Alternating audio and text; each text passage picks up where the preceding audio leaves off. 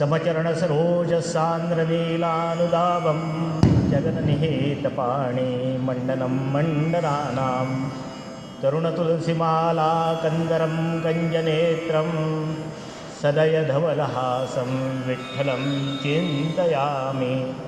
रामो राजमणिः सदा विजयते रामं रमेशं भजे। रामेणाभिहता निशाचरचमो रामाय तस्मै नमः। जयाचा जनी जन्मनामार्थ झाला जयाने सदा वासनामात केला। जयाच्या मुखी सर्वदा नामकीर्ती नमस्कार त्या ब्रह्मचैतन्यमूर्ती। जरी तरी वने धेनू आठवी वत्स नित्य जननिकरित कामे का बालका पाशी चित्त। तदुपरी गुरु माये लेकुराठे विप्रेम श्री सद्गुरु रामानंद तुम्हा प्रणाम। आहे तू जननी यमदीयन कळे अज्ञान मी लेकरू। गाली गे मज प्रेम पाखर सदा दूरी नको गे धरू। प्रेमे वाहत मुक्त कंठ करुणी नाही तुझे बंधन। प्रल्हादा गुरुराजया नित तुम्हा माझे असो बंधन। गुरुमाय प्रल्हाद माझी कृपाळू दया लाभली ज्ञानपत्नी दयाळू। जिजी माय संबोधती भक्त तिला नमस्कार माझा जिजी माऊलीला। गंगापुत्र म्हणून दिव्यात्मा हा प्रगटला प्रस्थानत्रयीचा आत्मबोध जनासी दिदला। सगुण उपासनेने भगवंत हा तोशिला साष्टांग प्रणिपात वासुदेव पदाला। जय जय रघुवीर समर्थ अनंत कोटी ब्रह्मांड नायक राजाधिराज सचिता नंद सद्गुरु श्री ब्रह्म चैतन्य रामानंद प्रल्हाद महाराज की जय। जय जय रघुवीर समर्थ। श्रोता वक्ता श्रीराम।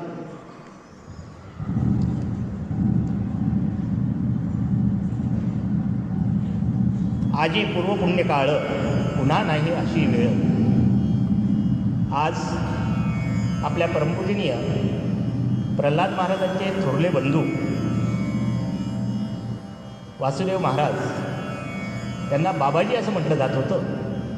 त्यांचा पुण्यस्मरणाचा आजचा हा दिवस आहे। परमपूजनीय महाराज देहस्वरूपामध्ये असताना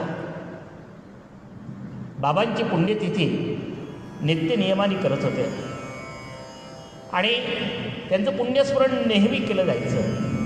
म्हणून आपल्या संप्रदायामध्ये या अष्टमीला बाबा अष्टमी असं नामाभिधान हे प्राप्त झालेलं आहे।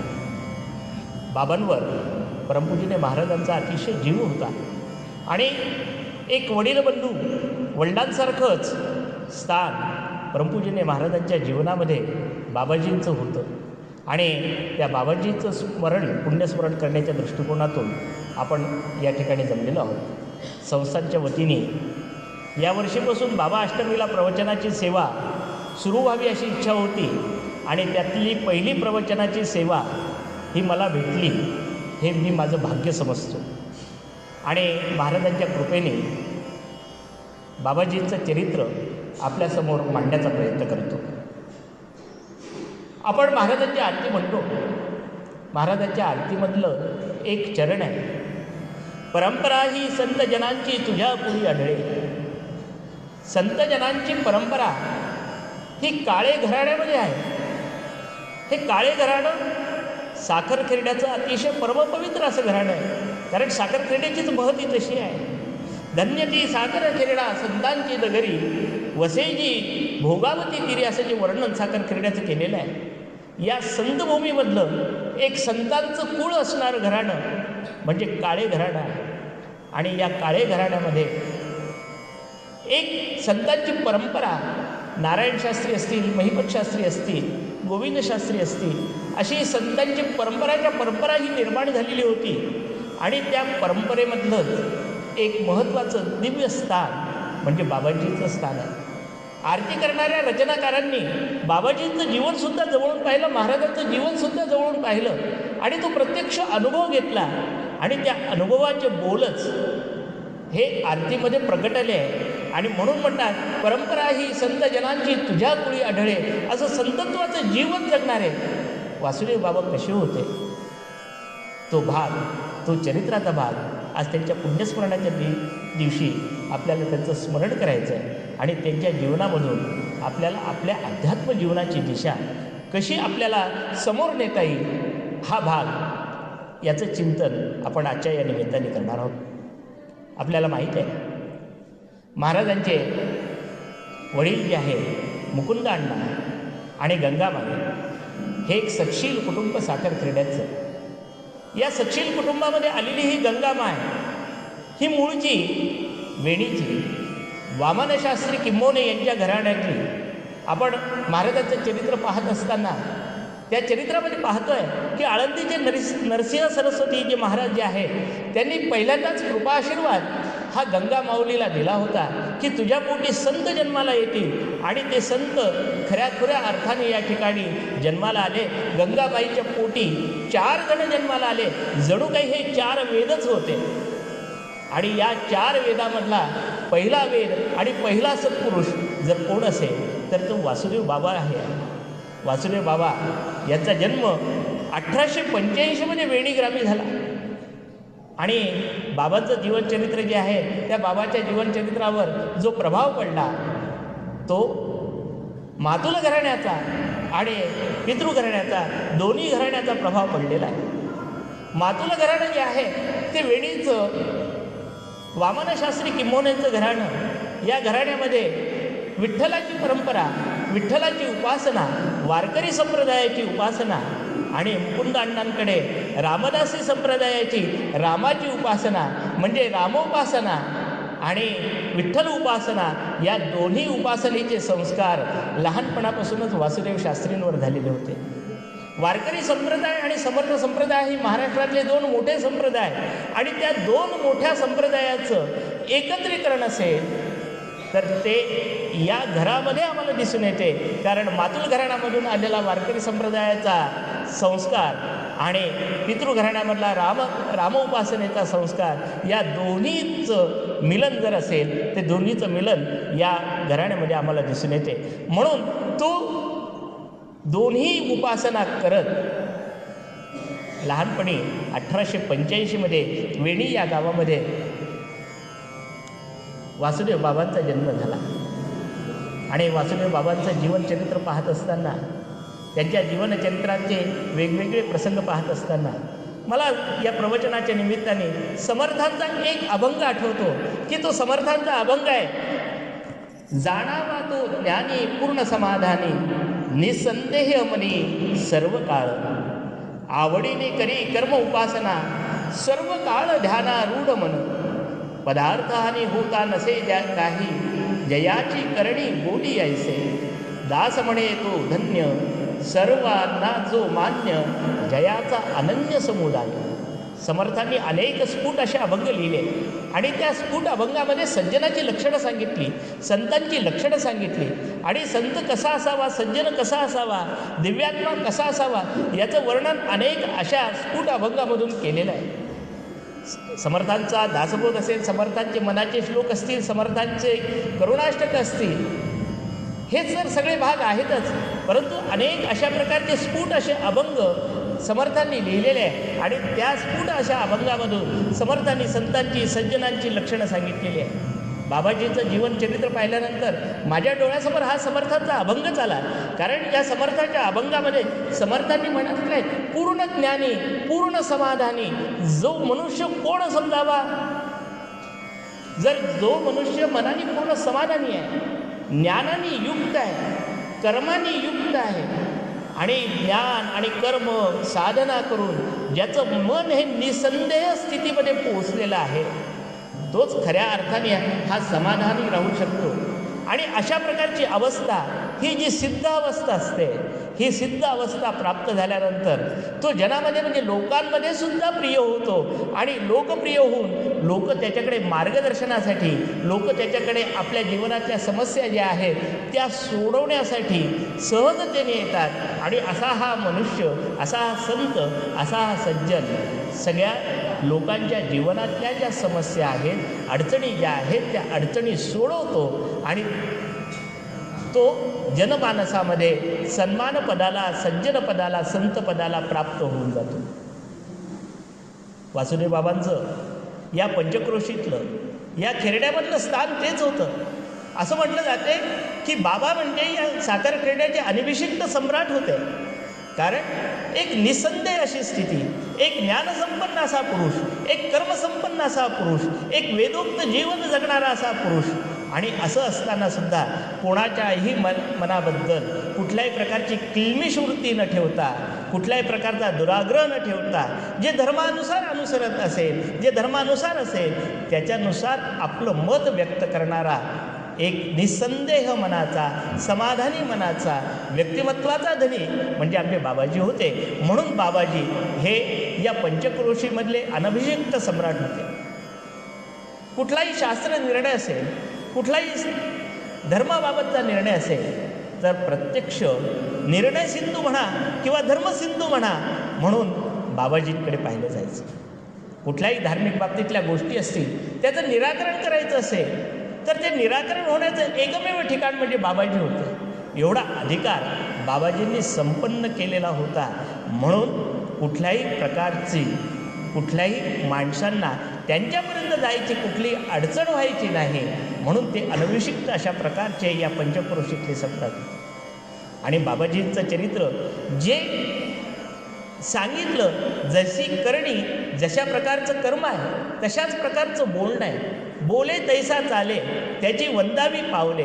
जसं बोलत होते तशाच प्रकारचं वर्तन त्यांचं होतं. म्हणून बोलण्यामध्ये आणि कर्म करण्यामध्ये कुठल्याही प्रकारची द्विधा अवस्था त्यांच्या मनामध्ये नसल्यामुळे त्यांच्या प्रती असलेली निसंदेह अशी निष्ठा ही लोकांच्या मनामध्ये घर करून बसलेली होती. म्हणून बाबाजीचं साखर खेरड्यातल्या प्रत्येक माणसाच्या हृदयामध्ये स्थान होतं आणि ते हृदयामध्ये असलेल्या स्थानामुळे बाबाजी हे या ठिकाणी अनभिषिक्त असे सम्राट होते. बाबाजीचं बालपण वेणीमध्ये गेलं आणि आल्यानंतर घरीच वेदाचं अध्ययन, प्राथमिक अशा प्रकारचं अध्ययन मुकुंद अण्णांकडे वासुदेव बाबांचं झालं. त्यावेळेसच्या पद्धतीने वयाच्या 18व्या वर्षी व्रतबंधनाचा सोहळा झाला आणि व्रतबंधनाचा सोहळा झाल्यानंतर बाबाजींना वेदाध्ययन करण्यासाठी गुरुकुलामध्ये पाठवायचा निश्चय मुकुंद अण्णांनी केला. आणि जिंतूर या ठिकाणी अनिरुद्ध महाराज जोशी, पुरुषोत्तम महाराज जोशी हे जे आहेत, पुरुषोत्तम महाराज जोशी यांच्याकडे पुढील वेदाध्ययन करण्यासाठी बाबाजींना पाठवण्यात आलं. मराठवाड्यातलं जिंतूर हे शहर, त्या ठिकाणी असणारे हे पुरुषोत्तम महाराज जोशी त्यावेळची ज्ञानाची राजधानी असणाऱ्या काशी, या काशी नगरीमधून शिकून आलेले हे पुरुषोत्तम महाराज जोशी होते. संपूर्ण मराठवाड्यामध्ये त्यांच्या विद्वत्तेचा महती ही गाजलेली होती आणि त्या काळातले विद्वान अशा प्रकारचं गुरुकुल चालवणारे हे पुरुषोत्तम महाराज होते. आणि मुकुंद अण्णांनी ठरवलं की आपल्या वासुदेवाला, आपल्या बाबाला आपण त्यांच्याकडे अध्ययनाला पाठवावं. आणि व्रतबंधन झाल्यानंतर वासुदेव बाबा 8व्या वर्षी जिंतूरला पुरुषोत्तम महाराजांकडे पुढचं वेदाध्ययन करायला गेले. आणि त्या ठिकाणी वेदाध्ययन करत असताना निस्पृह अशा गुरुकडे त्यांचं वेदाध्ययन सुरू झालं होतं. निस्पृहता, निसंगता ही त्यावेळेसच्या वेद गुरुकुलाची पद्धतच होती. वेदांचे हे जे गुरुकुल होते, हे गुरुकुल पैसा कमवण्याचं साधन नव्हतं. वेदविद्या ही जिवंत राहिली पाहिजे, वेदविद्या ही घराघरापर्यंत पोहोचली पाहिजे, वेदाच्या माध्यमातून धर्म जगला पाहिजे, अशा वृत्तीने कार्य करणारे हे जे गुरुकुल चालवणारे आचार्य होते, त्या आचार्यामध्ये अग्रगण्य नाम हे पुरुषोत्तमांचं होतं. म्हणून वासुदेव बाबा त्या ठिकाणी गुरुकुलामध्ये गेले. आपल्या पूजनीय महाराजांचे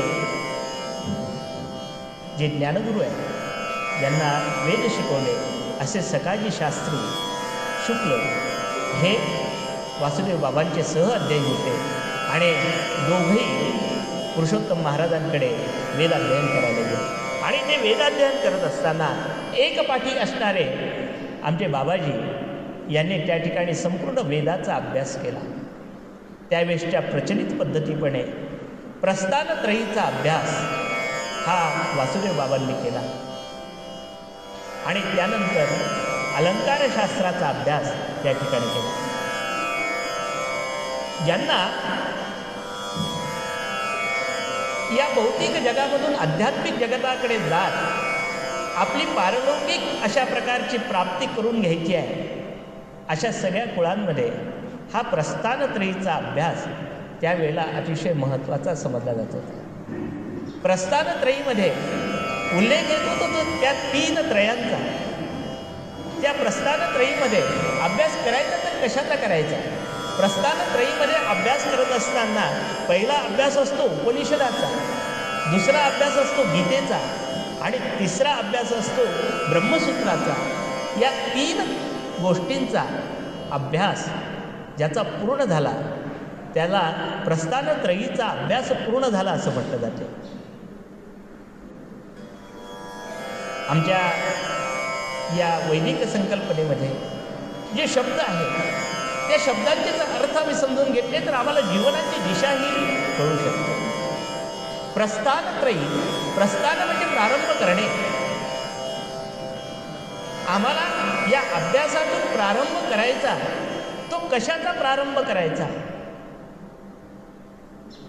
आणि तो कशा माध्यमातून करायचा याचं तात्विक विवेचन, याचं सर्व विवेचन हे प्रस्थानत्रयीच्या अभ्यासामध्ये आहे. वेदांमध्ये जे तत्त्वज्ञान सांगितलेलं आहे, वेद हे आमचं मूळ ज्ञान तत्व आहे, मूळ आमचे ग्रंथ आहे. ऋग्वेद, यजुर्वेद, सामवेद आणि अथर्ववेद हे 4 वेद आहे. हे वेद म्हणजे ज्ञानभंडार आहे आणि या ज्ञानभंडारामध्ये जे काही ज्ञान आहे हे ज्ञान सामान्य माणसांपर्यंत पोहोचवण्याचं काम ऋषीमुनींनी केलेलं आहे. आम्ही वेद हे जे आहे, वेद हे अपौरुषेय म्हणतो, म्हणजे कोणत्या पुरुषांनी निर्माण केलेले नाही, तर हे भगवंतांनी निर्माण केलेले आहे. आणि ती सृष्टी जेव्हा निर्माण झाली तेव्हा हे वेद निर्माण झाले आणि ऋषीच्या मुखाने ते बाहेर पडले. ऋषींना मंत्र द्राष्टार असं म्हटलं जाते. ऋषी हे मंत्राचे द्रष्टकर्ते होते. आपोआप सृष्टी निर्माण झाली तेव्हा त्यांच्या मुखामधून हे जे वेदाचे स्तोत्र आहे, श्लोक आहे, हे बाहेर पडले, प्रस्फुटित झाले. म्हणून या वेदांना अपौरुषेय म्हणतात. हे अक्षय अशा प्रकारचं ज्ञान, अमर अशा प्रकारचं ज्ञान जे आहे त्या ज्ञानसरिता ही आमच्यापर्यंत पोहोचवण्यासाठी मग त्याच्यावर अनेक भाष्य झाले, उपनिषद झाले, आरण्यक झाले, वेदांत झाले. पण त्यामधला जो उपनिषदाचा जो भाग आहे तो उपनिषदाचा भाग अतिशय महत्त्वाचा समजला जातो आणि त्या उपनिषदाच्या भागामधून आम्हाला जीवनाची दिशा कळते. आम्ही म्हणतो की आमच्या भारतीय तत्त्वज्ञानामध्ये असं म्हटलं जाते की जीवनाला आलेला माणूस हा आल्यानंतर विचारतो कोहम कोहम, मी कोण आहे, मी कोण आहे. आणि त्याचा या सगळ्या गोष्टीचा अभ्यास झाल्यानंतर त्याची जी सिद्ध अवस्था येते त्या सिद्ध अवस्थेला म्हणतात सोहम. सोहम, कोहमपासून सोहमपर्यंत जीवनामध्ये कसं जागावं याचं दिग्दर्शन करण्याचं काम हे उपनिषदांच्या माध्यमातून केलं जाते. आणि म्हणून उपनिषद हे तत्त्वचिंतनात्मक असा भाग आहे. या उपनिषदामधून हे उपनिषद जे आहे हे श्रुतीप्रधान आहे. ऋषींनी आपल्या शिष्याला जवळ बसून हे जे वेदामधलं ज्ञान जे आहे ते वेदामधलं ज्ञान ते समजावून सांगितलेलं आहे की माझ्या जीवनामधली दिशा जी कशी असावी, ही दिशा जी आहे ही दिशा कशा पद्धतीने असावी हे शिष्याला समजावून सांगण्याचं काम हे उपनिषदामधून केलेलं आहे. म्हणून तर आपण म्हणतो की जीवनाची दिशा कशी असावी. जीवन हे द्वंद्वाचं आहे आणि या द्वंद्वातून आम्हाला द्वंद्वातीताकडे जायचं हा भाग अपेक्षित असतो. आपण सद्गुरूचं वर्णन करत असताना म्हणतो द्वंद्वातीतम म्हणतो की तो द्वंद्वाच्या पलीकडे गेलेला आहे. ती अवस्था सिद्ध अवस्था जी आहे ती सिद्ध अवस्था कशी प्राप्त होऊ शकते हे गुरूंनी शिष्याला जवळ बसून ज्याच्यात सांगितलेलं आहे त्या श्रुतीप्रधान अशा उपनिषदामध्ये सांगितलेलं आहे. आणि आमचे महाराज साध्या सोप्या शब्दात सांगायचे की आम्हाला देवाची उपासना करायची, आम्हाला नामसाधना करायची. ही कशी करायची? तर आमच्यातली पशुत्व वृत्ती जाऊन देवत्व वृत्ती येणं, याचा ध्यास करणं म्हणजे देवाची साधना करणं. पशुत्व वृत्तीकडनं देवत्व वृत्तीकडे जाणे, द्वंद्वाकडनं द्वंद्वातीताकडे जाणे, कोहमकडून सोहमकडे जाणे, याचे जे मार्ग जे आहेत ते मार्ग आम्हाला उपनिषदामध्ये सांगितलेले आहे. जेव्हा आम्ही त्याचं अध्ययन करू तेव्हा त्या मार्गाने आम्हाला प्रस्थान करायचं. म्हणून प्रस्थानत्रयीमधला पहिला जो भाग असतो तो प्रस्थानत्रयीमधला पहिला जो आहे तो उपनिषदांचा अभ्यास आहे. पण उपनिषद सगळ्यांना समजतातच, सगळे त्या खोलापर्यंत जाऊन पोचतीलच अशी भाग नसतो. म्हणून त्याच्यातलं जे सार आहे त्याच्यातलं सार हे भगवद्गीतेमध्ये सांगितलेलं आहे. गीता ही 18 अध्यायाची सोपी गीता आहे आणि त्या गीतेमध्ये जे काही योग सांगितलेले आहे त्या योगाच्या माध्यमातून सुद्धा आम्ही जीवनाचा मार्ग हा सुकर करू शकतो. म्हणून प्रस्थानत्रयीमधला दुसरा मार्ग जो आहे तो दुसरा मार्ग सांगितलेला आहे, भगवद्गीतेचं अध्ययन करा आणि त्या भगवद्गीतेच्या अध्ययनामध्ये जे काही सांगितलेलं आहे त्याप्रमाणे आपलं जीवन जगा. ते जर जीवन आपण जगू शकलो तर आपण आपल्या जीवनामध्ये पाहिजे ती इप्सित असं साध्य करू शकतो. म्हणून गीतेचा अभ्यास करणं हा प्रस्थानत्रयीमधला दुसरा भाग आहे. आणि मग त्यानंतर ब्रह्मसूत्र आहे, न्यायसूत्र आहे. त्या ब्रह्मसूत्राचा आणि न्यायसूत्राचा सुद्धा अभ्यास बाबाजींचा त्या ठिकाणी झाला. म्हणून बाबाजींचं जे आपण म्हणतो की वैदिक संप्रदाय जो आहे, व्युत्पन्न पंडितातली जी लक्षणं जी आहे ती लक्षणं त्या अध्ययनामधून त्यांना प्राप्त झालेली आम्हाला दिसून येतात. आणि बाबाजींनी हे अध्ययन प्राप्त केल्यानंतर ते भागवत कथा, पुराण कथा या करण्यासाठी बाहेर पडले. म्हणून या पंचक्रोशीमध्ये बाबाजी एक उत्कृष्ट असे भागवतकार, उत्कृष्ट असे पुराणिक असं म्हटलं जातं. त्यावेळेला असं म्हटलं जाते की जो ज्या प्रकारचा आध्यात्मिक कार्य करत असत त्या आध्यात्मिक कार्य करणाऱ्याला ती पदवीच दिल्या जात होती. म्हणून बाबाजींना पुष्कळ वेळेला पुराणिक असं सुद्धा म्हटलं जातं. आडनाव काळे जरी असलं तरी बाबाजींना पुराणिक असं म्हटलं जात होतं, कारण पुराण सेवा ही त्यांची सातत्याने चालायची. म्हणून बाबाजींना पुराणिकसुद्धा असं म्हटलं जायचं. आणि त्यांची पुराण सांगण्याची पद्धत अतिशय रसाळ होती, अभ्यासपूर्ण होती. आणि ती अभ्यासपूर्ण आणि रसाळ अशा पद्धतीने त्या ठिकाणी ते भागवत आणि पुराण सांगायचे. भागवत सांगण्याचे वेगवेगळे प्रकार आहेत. आम्ही बऱ्याच वेळेला असं भागवत ऐकतो की भागवताची संहिता ही वाचली जाते आणि भागवतातले काही छोटे छोटे प्रसंग आणि बाकीच्याच गोष्टी या मनोरंजनात्मक सांगितल्या जातात.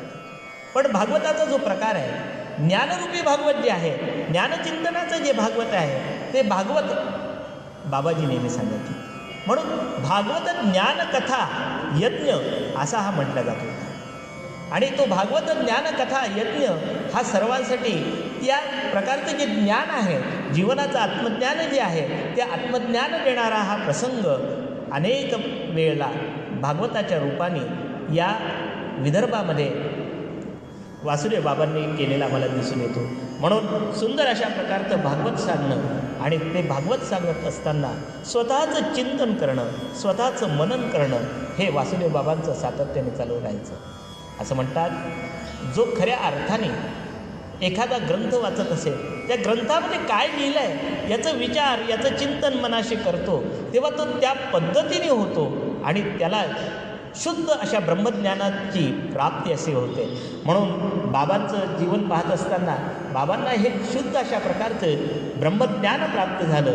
म्हणून जया शुद्ध ब्रह्मज्ञान कर्म करिता आवडी. ते ब्रह्मज्ञान झाल्यानंतर ते जे कर्म जे आहे ते कर्म बाबा आवडीने करत होते.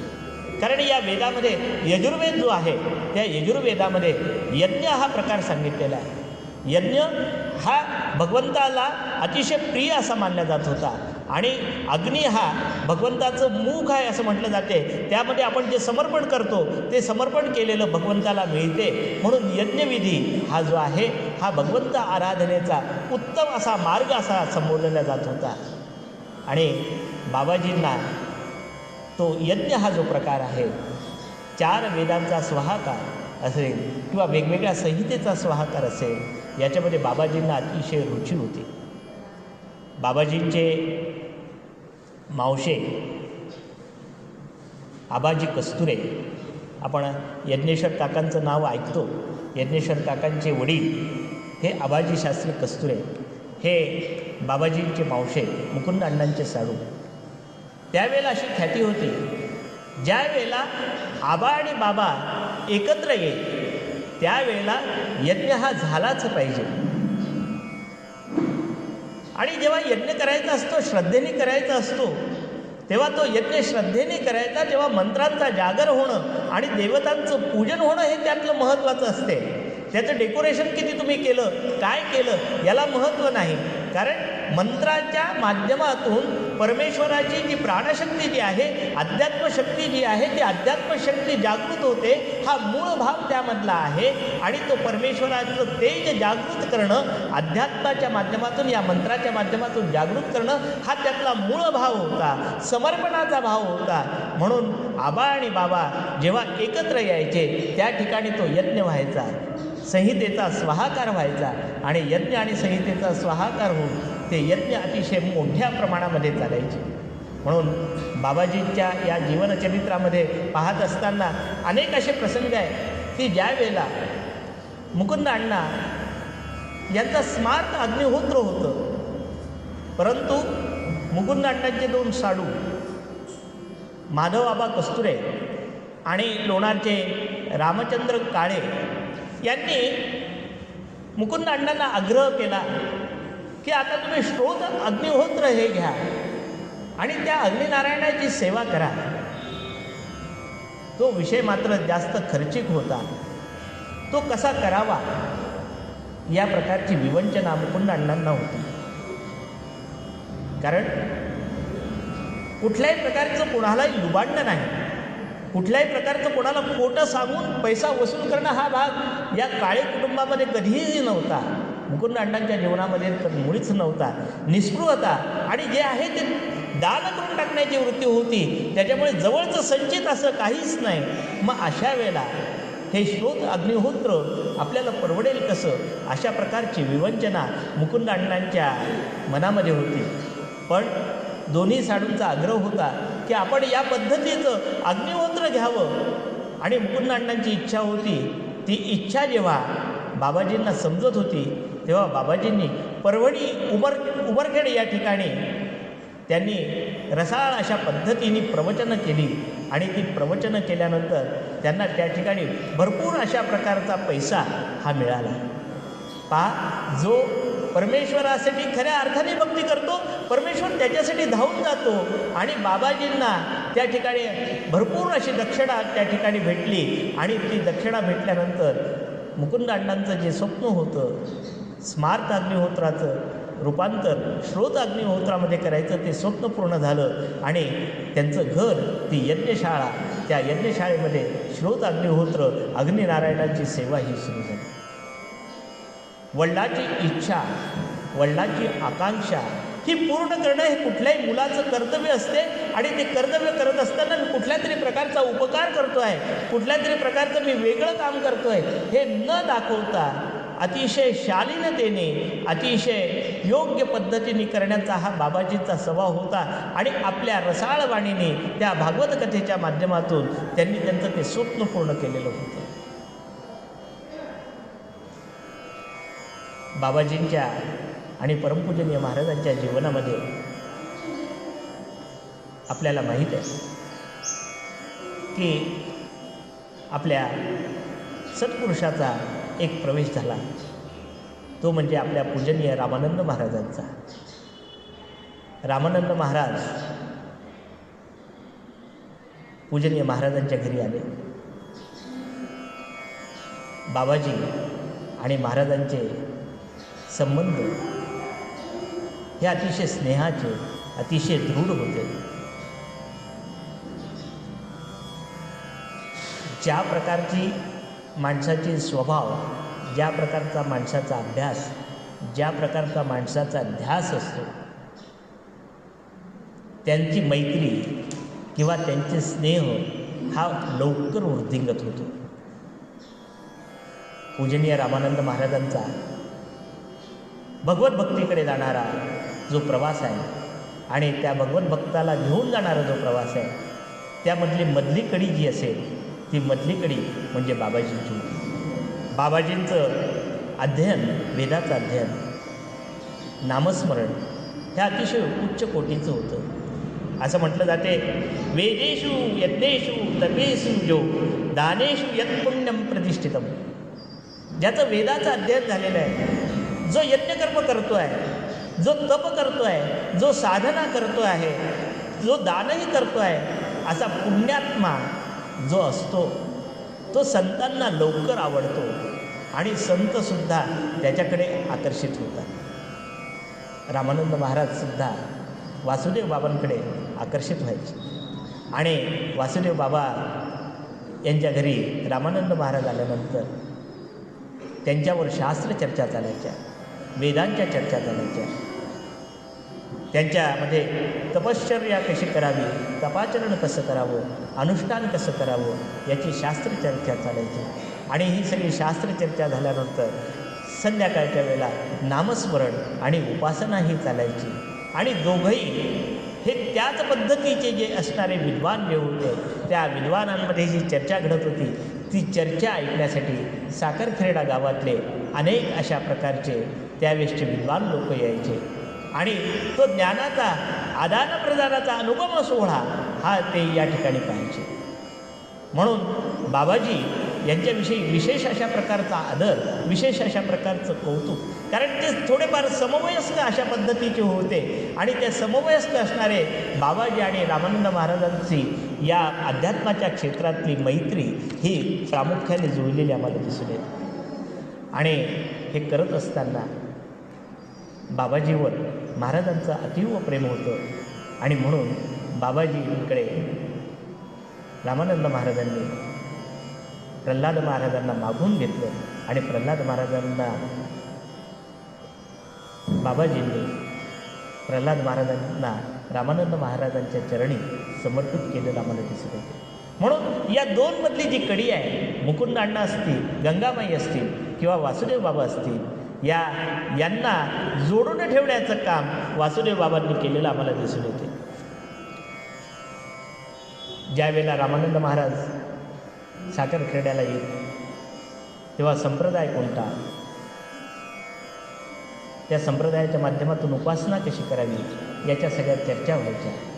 तेव्हा वासुदेव बाबांच्या मनामध्ये आणि मुकुंद अण्णांच्या मनामध्ये एक विचार उत्पन्न झाला की आपण जे रामावतार आहे, जे सतत नामाचा ध्यास घेणारे आहे, अशा ब्रह्मचैतन्य महाराजांचं दर्शन आम्हाला व्हावं आणि ते दर्शन तुम्ही आम्हाला करून द्या, अशा प्रकारचा ध्यास बाबाजींना लागला होता. आणि म्हणून बाबाजींनी रामानंद महाराजांच्या चरणी विनंती केली की आम्हाला गोंदावल्याला घेऊन चला. आणि रामानंद महाराजांनी ती विनंती मान्य केली आणि सन 1905 गुरुपौर्णिमा उत्सवाच्या निमित्ताने आपण गोंदावल्याला जाऊ अशा प्रकारचा निश्चय झाला. आणि रामानंद महाराज आषाढ महिन्यामध्ये लोणी वगैरे या सारखा प्रवास करून साखरखेड्याला आले आणि साखरखेड्याला आल्यानंतर त्यांचा निश्चय झाला की आपल्याला गोंदावल्याला जायचं आहे. आणि गोंदावल्याला जायसाठी साखरखेड्यावरून ही मंडळी निघाली. मुकुंद अण्णा, बाबा, आपले महाराज रामानंद महाराज आणि भाविक भक्त घेऊन ही गोंदावल्याची यात्रा सुरू झाली. गोंदावल्याची यात्रा ही ज्ञानी मंडळीची, भक्त मंडळीची यात्रा. या यात्रेमध्ये एकच नियम होता, भगवत चिंतने तन्नामस्मरणेंच क्रियते यस यात्रा. भगवत चिंतनामध्ये, नामस्मरणामध्ये आपण जी क्रिया करत करत पुढे पुढे जातो त्यालाच यात्रा असं म्हणतात. ज्या ठिकाणी प्रत्यक्ष नामाचा अवतार असणाऱ्या ब्रह्मचैतन्य महाराजांकडे जायचं आहे तर ते जात असताना नामस्मरण करतच जायचं आहे, रामनामाचं स्मरण करतच जायचं आहे. अशा प्रकारचा निश्चय हा सगळ्यांचा होता. म्हणून सगळेजणं नामस्मरण करत करत करत मजल दर मजल करत ब्रह्मचैतन्य महाराजांच्या या गोंदावले ग्रामी या सगळ्या ठिकाणी हे सगळे पोहोचले. मुकुंद अण्णांची आणि गंगामाऊलीची इच्छा होती की आपलं पंढरपूर व्हावं, तुळजापूर व्हावं. त्या पद्धतीने ही यात्रा तुळजापूरला गेली. त्या ठिकाणी कुलस्वामिनीची पूजा झाली.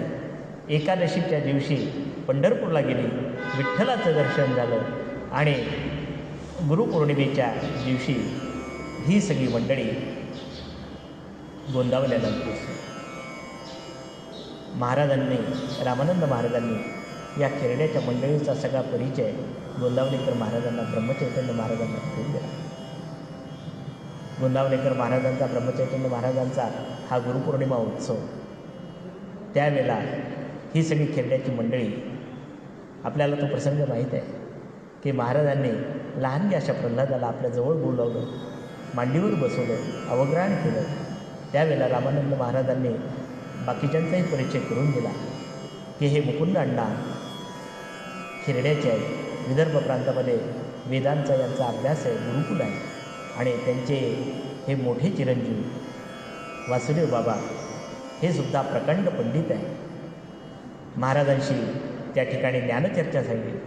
ब्रह्मचैतन्य महाराजांनी त्यांना विठोबाच्या मंदिरामध्ये मुक्कामाची सोय करायला रामानंद महाराजांना सांगितलं आणि ज्या वेळेला विठ्ठल मंदिरामध्ये ते राहिले 2 ते 3 दिवस मोठ्या महाराजांनी, थोरल्या महाराजांनी आपल्या प्रल्हाद महाराजांना, मुकुंद अण्णांना आणि वासुदेव बाबांना थांबवून ठेवलं. आणि जसं म्हटलं जाते, आबा आणि बाबा एकत्र आले की यज्ञ होत असेल, तसंच महाराजांच्या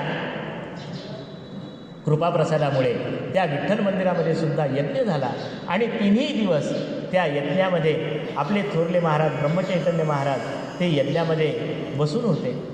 जणू काही ऋषीचा आश्रम असावा आणि ऋषीच्या आश्रमामध्ये प्राचीन काळामध्ये दंडकारण्यामध्ये ज्याप्रमाणे यज्ञ व्हावे आणि यज्ञविधीने ते वातावरण पवित्र होऊन जावं आणि देवांना आवाहन करताना देव त्या ठिकाणी यावे, तशाच प्रकारचं भावपूर्ण असं वातावरण त्या ठिकाणी निर्माण झालं होतं. प्रत्यक्ष रामराय ब्रह्मचैतन्य महाराजांच्या स्वरूपामध्ये त्या ठिकाणी अवतरले होते आणि अतिशय एक भावमय अशी अवस्था त्या ठिकाणी झालेली होती.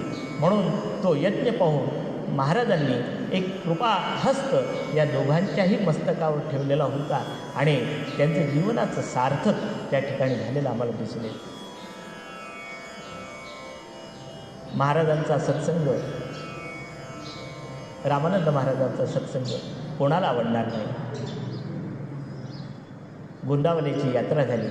गोंदावलेच्या यात्रेचा आनंद अनुभव काळे कुटुंबाने घेतला आणि पुन्हा मनामध्ये इच्छा झाली की महाराजांसमोर यात्रा, महाराजांच्या सोबत पुन्हा यात्रा झाली पाहिजे. म्हणून गोदावरीची प्रदक्षिणा ही करावी आणि गोदावरीची प्रदक्षिणा करून आपण महाराजांच्या सत्संगाचा आनंद अनुभव घ्यावा, अशा प्रकारची इच्छा वासुदेव बाबांच्या मनामध्ये निर्माण झाली आणि त्या यात्रेमध्येच गोदा प्रदक्षिणेचा निर्णयसुद्धा झाला आणि गोदा प्रदक्षिणा करण्याचं सुद्धा त्यांनी ठरवलं. गोदावरी प्रदक्षिणा जी आहे 1907मध्ये रामानंद महाराजांच्या सोबत वासुदेव बाबांची पुन्हा ही गोदावरी प्रदक्षिणा सुरू झाली. कसं असते जीवन की संतांच्या जीवनामध्ये संतांचा सहवास लागला की मनुष्याचं जीवन बदलून जाते आणि मनुष्य त्या संतांच्या संतत्वाच्या आनंदाचा अनुभव घ्यायला लागला की त्याला दुसरी कोणतीच गोडी वाटत नाही, त्या संतांच्या सहवासातच राहावंसं वाटते. वासुदेव बाबांचं सुद्धा तसंच झालं. गोंदावल्याची यात्रा झाली, आता गोदावरीची प्रदक्षिणासुद्धा रामानंद महाराजांसोबत व्हावी, कारण त्या माध्यमातून पुन्हा आपलं चिंतन होईल, पुन्हा आपलं मनन होईल, पुन्हा द्वंद्व अवस्थेकडनं द्वंद्वातीत अवस्थेकडे जाण्याचा आपला पुन्हा योग येईल. अशा प्रकारचा विचार निश्चित करून 1907मध्ये गोदावरी प्रदक्षिणा ठरवण्यात आली आणि त्या गोदावरी प्रदक्षिणेमध्ये नियम होते की आपण चालत असताना फक्त नामस्मरणच करायचं, दुसरा कुठलाही भाग त्या ठिकाणी चर्चा, गप्पा या कोणत्याही होणार नाही. गोदावरीचं स्नान करायचं, जो भोपळ्याच्या भोपळ्यामध्ये गोदावरीचं पाणी घ्यायचं पाणी पिण्यासाठी आणि ओलत्याने ओलं राहून ती गोदावरीची प्रदक्षिणा करायची. आणि ही प्रदक्षिणा चालत असताना वेदांताच्या सूत्राच्या चर्चा, नामस्मरणाच्या चर्चा आणि नामस्मरण हाच फक्त भाव होता. खऱ्या अर्थाने प्रस्थानत्रयीचा जीवनाचा अनुभव जर कोणी घेतलेला असेल तर तो जीवनाचा अनुभव वासुदेव बाबांनी आपल्या जीवनामध्ये घेतला आणि हे जीवन सार्थक करण्याचा प्रयत्न रामानंद महाराजांच्या समवेत त्यांनी केलेला मला दिसत. वासुदेव बाबांचं जीवनचरित्र जसं जसं आपण पाहतो तसं तसं खोलवर चिंतन केलं तर अतिशय विस्तृत अशा प्रकारचं चरित्र आहे. एवढ्या कमी वेळामध्ये आपल्याला त्यांच्या चिंतनात त्यांच्या जीवनातल्या वेगवेगळ्या प्रसंगाला स्पर्श करता येणार नाही. पण तुम्हाला सगळं माहीत असेल की हे सगळं चिंतन करत असताना सगुणाकडनं निर्गुणाच्या उपासनेकडे जावं लागते. त्यासाठी सगुणाची जी उपासना आहे ती सगुणाची उपासना ही उत्तम पद्धतीने करता आली तर निर्गुणाची उपासना ही आम्हाला करता येऊ शकते. म्हणून सगुण उपासनेचा आदर्श कसा असावा, ही साधना कशी करावी, ही साधना वासुदेव बाबांनी करून दाखवली. साखरखेड्याच्या बाजूलाच मेहकर नावाचं जे गाव आहे तिथे भगवान शारंगधराची मूर्ती सापडली होती. 11 फुटी पाषाणामध्ये असणारी ही अखंड पाषाणातली मूर्ती, विश्वाचं जे सौंदर्य जे आहे ते विश्वाचं सौंदर्य बालाजीच्या मुखावर विनटलेलं असं सौंदर्य जे आहे ही मूर्ती इंग्रजांनी नेऊ नये म्हणून भूगर्भातून सापडलेली मूर्ती लगेच तिची प्राणप्रतिष्ठा करण्यात आलेली होती. एका लिंबाच्या झाडाला आधार देऊन ती ठेवलेली होती. नंतर तात्पुरती प्राणप्रतिष्ठा केली. परंतु ईश्वराची प्राणप्रतिष्ठा ही शास्त्रोक्त झाल्याशिवाय त्याच्यामध्ये देवत्व येत नाही, हा भाव होता. आणि म्हणून सगळ्यांनी मिळून ठरवलं की या मूर्तीची पुन्हा प्राणप्रतिष्ठा करायची. म्हणून ती पुन्हा प्राणप्रतिष्ठा करण्यासाठी 1913मधला हा दिवस ज्येष्ठ कृष्ण पंचमीचा ठरवण्यात आला. आणि मग ही प्राणप्रतिष्ठा कुणाच्या पुरोहित्याखालची करायची असा विचार जेव्हा झाला तेव्हा सगळ्यांनी एकमुखाने म्हटलं की साखरखेड्याच्या काळे घराण्यामध्ये असणारे व्युत्पन्न प्रकांड पंडित जे असणारे ते वासुदेव बाबा यांच्या हाताने ही प्राणप्रतिष्ठा पुनर्प्राणप्रतिष्ठा झाली पाहिजे. म्हणून सगळी गावकरी मंडळी वासुदेव बाबांकडे आली आणि वासुदेव बाबांना या प्राणप्रतिष्ठा करण्यासाठी घेऊन गेली. 1913मध्ये मेहकरला 4 वेदांचा स्वाहाकार झाला, अनेक वेदांचा स्वाहाकार झाला, संहितांचा स्वाहाकार झाला आणि विष्णुयाग झाला. आणि या विष्णुयागानंतर मेहकरच्या शारंगधर बालाजीची पुनर्प्राणप्रतिष्ठापना वासुदेव बाबांच्या पौरोहित्याखाली झाली.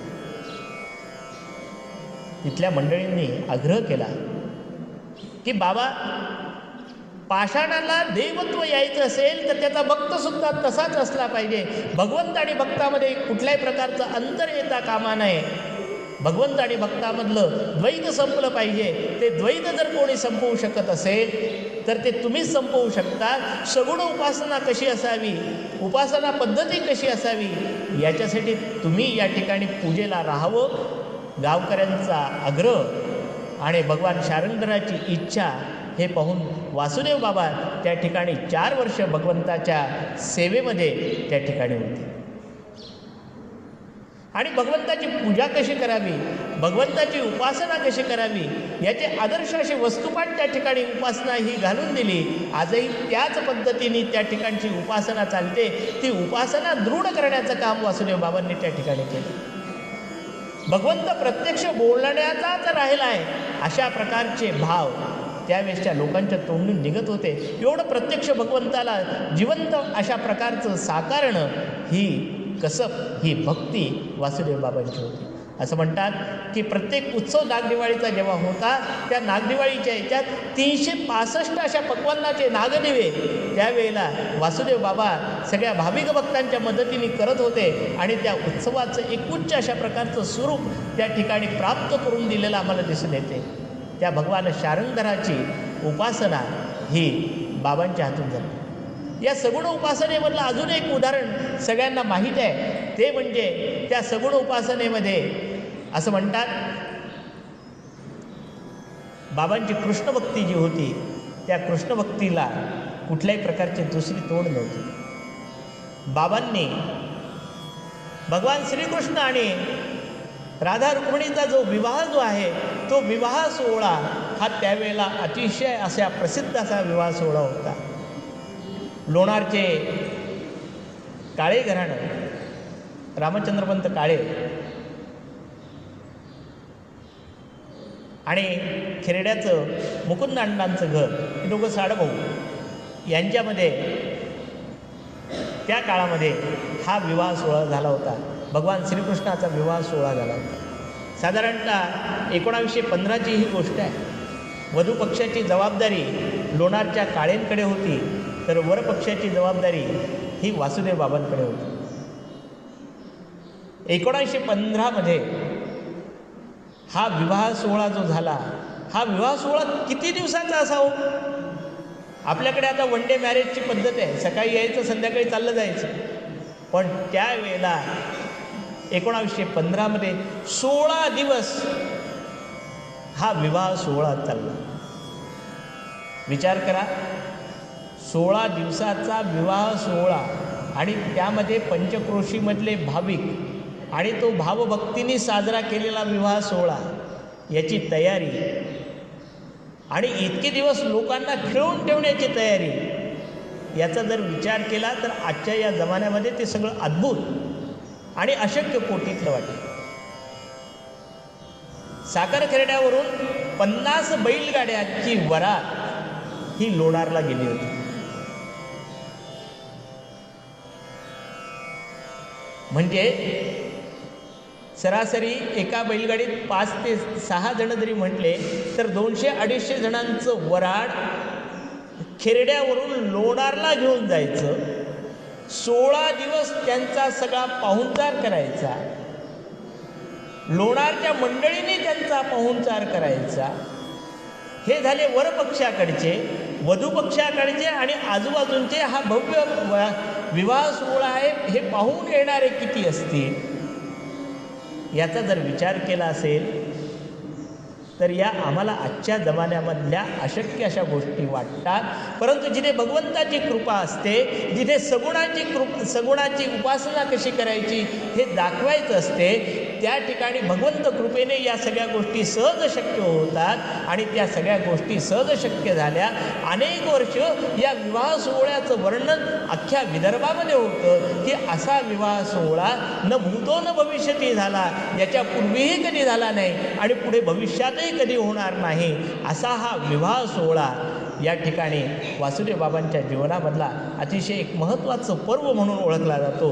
तो विवाह सोहळा या ठिकाणी झालेला आहे. जीवनामधले अनेक असे प्रसंग आहेत, परंतु त्या प्रसंगांचं वर्णन आपल्याला या ठिकाणी करता येणार नाही.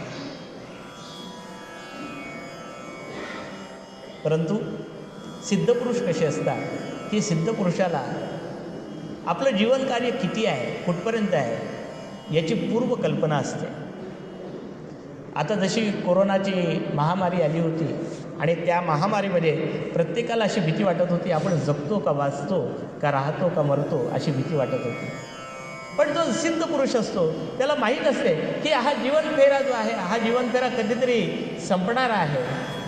तो त्याला भीत नाही, त्याचं मन निसंदेह असते, त्याचं मन हे ध्यानारूढ असते. म्हणून समर्थांचा जो मी अभंग सांगितला की ज्याचं जो पूर्ण समाधानी आहे, जो निसंदेह आहे, जो ध्यानारूढ आहे, जो पूर्ण पुरुष आहे, त्याला या सगळ्या गोष्टींची कुठल्याही प्रकारची भीती वाटत नाही. शतकापूर्वी इन्फ्लुएन्झाची साथ आली आणि ती इन्फ्लुएन्झाची साथ येण्यापूर्वीच वासुदेव बाबांनी चातुर्मास सुरू होण्यापूर्वी आईला सांगितलं, माय यावेळेसचा चातुर्मास हा मी रामापाशी करणार आहे. गंगाबाईला वाटलं बाबाजी काय बोलून रे, एखाद्या राम मंदिरात जाणार असेल, रामासोबत राहणार असेल. गंगाबाईने गंभीरपणे काही घेतलं नाही. परंतु वासुदेव बाबांना आपलं पुढचं जे आयुष्याचं अवतार कार्य आहे ते अवतार कार्य संपलं असं त्यांच्या मनाने त्यांनी खुणगाट घेतली. प्रल्हादाला रामानंद महाराजांच्या हाती सोपवलेला आहे. आता हा सगळ्या अखिल जीवाचा उद्धार करणारा प्रल्हाद पुढे मोठा होणार आहे. आपलं काम संपलं आहे याची जाणीव वासुदेव बाबांना झाली होती. म्हणून ती जाणीव झाल्यानंतर त्यांनी मायबाईला सांगितलं की मायबाई, हा चातुर्मास माझा रामासोबतचा. कोजागिरी पौर्णिमा झाली. मित्रांना सांगितलं, सकाळजी शास्त्री आणि बाकीच्या मित्रांना सांगितलं, भगवत नामाचा सप्ताह सुरू होणार आणि भगवत चरणाशी मी आता लीन होणार. सकाळजी शास्त्री आणि बाकीचे मित्र म्हणायला लागले, बाबा असं काही बोलू नका, अजून आपल्याला खूप काम करायचं आहे. बाबाजी हसत हसत उत्तर द्यायचे, अरे भगवंतांनी बोलावल्यावर भगवंताकडे जायचं असेल तर याच्यापेक्षा आनंद दुसरा कोणता. आजची कोजागिरी आहे, को जागरती को जागरती. अरे जागा आहे, भगवंतांनी बोलावलेलं आहे, भगवंताकडे जायचं आहे, जागृतपणे जायचं आहे. त्याच्यामुळे आता कशाचीही तमा नाही, आता कशाचीही प्रकारची भीती नाही. आणि हसत हसत त्यांनी सांगितलं. पण मित्रांचं मन कचरलं. बाबा काय म्हणून राहिला, भगवंताकडे जायचं, भगवंताकडे जायचं. असं करता करता चतुर्थी आली. चतुर्थी झाल्यानंतर वासुदेव बाबांनी पुन्हा आईला सांगितलं, माय 3 दिवस राहिले, भगवंताचं नामस्मरण आपल्याला वाढवायचं आहे. आणि मला शब्द दे, आपला हा प्रल्हाद आहे, हा प्रल्हाद अनेक जीवांचा उद्धार करणार आहे. त्याच्या वटवृक्षाच्या छायेखाली अनेक जीवांना सावली भेटणार आहे. तो या भवसागरातून अनेकांना तरुण निघणार आहे. माय काळजी करू नको, हा आपला कुळाचा उद्धार करताय, त्याचा सांभाळ व्यवस्थित कर. आणि इन्फ्लुएन्झाच्या साथीचा वरवंटा हा म्हणता म्हणता साखर खेरड्यापर्यंत येऊन पोचला. साखर खेरड्यापर्यंत येऊन पोचल्यानंतर मृत्यूचं तांडव सुरू झालं. समर्थ म्हणतात, मृत्यू न म्हणे योगाभ्यासी, मृत्यू न म्हणे संन्यासी, मृत्यू न म्हणे संत, मृत्यू न म्हणे महंत. मृत्यू हा जो काळ आहे, हा काळ कोणाला संन्यासी म्हणत नाही, कोणाला महंत म्हणत नाही, कोणाला संत म्हणत नाही, कोणाला संन्यासी म्हणत नाही. तर मृत्यू जो अवतार घेणारा असतो, अवतारी पुरुष, त्यालासुद्धा मृत्यू काळाच्या मध्ये गडप करून टाकतो. आणि त्याच्याशी सामोरं जायचं तर कसं जायचं. जो निसंदेह मनाचा असतो, जो पूर्ण ज्ञानी मनाचा असतो, जो आनंदी असतो, तो आनंदाने जात असतो. वासुदेव बाबा पूर्ण आत्मज्ञानी होते, पूर्ण ज्ञानी होते. त्यांना त्यांचा अंतकाळ जो होता, तो अंतकाळ माहीत होता. त्यांनी आईकडनं वचन घेतलं की आता भगवंतानी मला बोलावलेलं आहे, भगवंताचं नामस्मरण करायचं आहे, आता जात असताना आनंदाने जायचं आहे.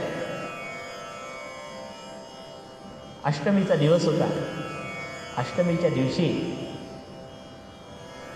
बाबांनी घरातल्या सगळ्यांना बोलावलं, मायाबाईला बोलावलं. आज आनंदाने निरोप द्यायचा आहे. आज मला वासुदेवाच्या ठिकाणी जायचं आहे. मला श्रीकृष्ण चरणी लीन व्हायचं आहे. मी सांगतो तसं करायचं आहे. नानींना म्हणजे आपल्या धर्मपत्नीला बोलवलं. जागा गाईच्या शेणाने सारवून घेतली. आपल्या गुरुमाऊलींना, प्रल्हाद महाराजांना दर्भ अंथरायला सांगितला. त्याच्यावर भोंगडी टाकली. मनामध्ये किती कोलाहल सुरू असेल याचा विचार करा. आईच्या मनामध्ये होतं, माझा मुलगा काय करतोय. पत्नीच्या मनात काय असेल की गाईच्या शेणाने सारवायला लावून राहिलेला आहे. भावाच्या मनात काय असेल, दर्भ अंथरायला लावला, त्यावर घोंगडी टाकली आणि सगळ्यांना नामस्मरण करायला सांगितलं. सगळेजण नामस्मरणात लागले. रघुपती राघव राजाराम पतित पावन सीतारामाचं नामस्मरण सुरू झालं. अखंड नामस्मरण सुरू झालं आणि वासुदेव बाबा त्या घोंगडीवर बसले, सिद्धासनात बसले, ध्यान लावलं आणि ध्यान लावून ठरलेल्या वेळेत वासुदेव बाबा बरोबर 12:30 वाजता त्यांनी आपले डोळे मिटले आणि वासुदेव हा वसुदेवी निमाला.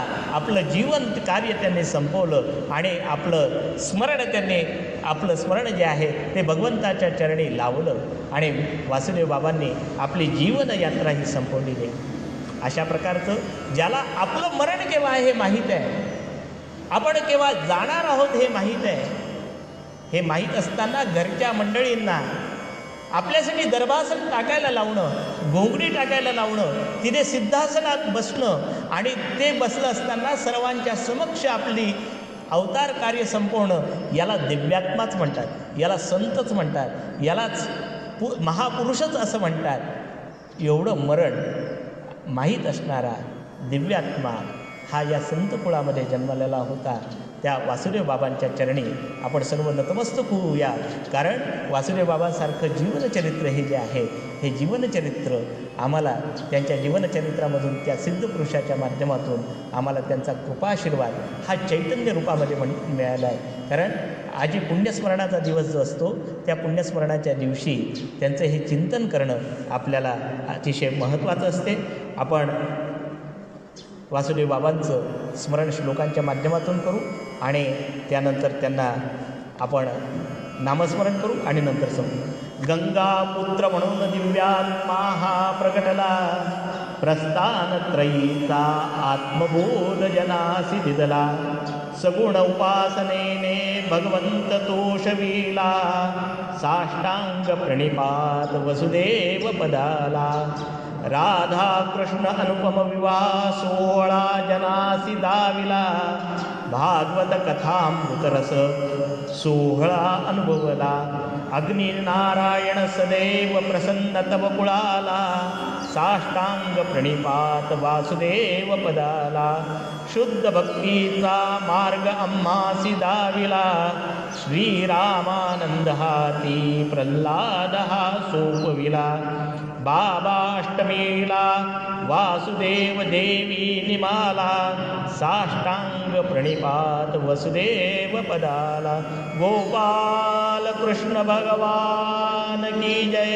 अनंत कोटी ब्रह्मांड नायक राजाधिराज सच्चिदानंद सद्गुरु श्री ब्रह्म चैतन्य रामानंद प्रल्हाद महाराज की जय.